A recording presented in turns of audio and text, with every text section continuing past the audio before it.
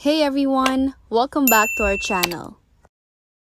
Today I'm going to show you how to search on Outlook by date. So first, let's open Outlook. Now we're here on our inbox. On the right part of your screen, under Options, you'll see Filter Email. Click on that. And then under This Week, hover your mouse in there and then click on Today. Now what you need to do is to edit the today. So we're going to delete today. And then we're going to put the specific day that you would like to search. So for example, we would like,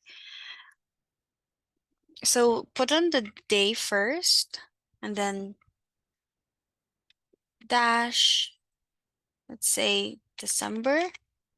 So it's just a shortcut, which is DEC. And then let's say 22.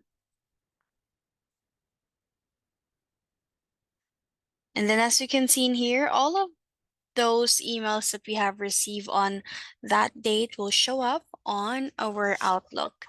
And that's how to search in Outlook by date. If you like this video, please give us a thumbs up, comment down below, and subscribe to our channel. Thank you for watching.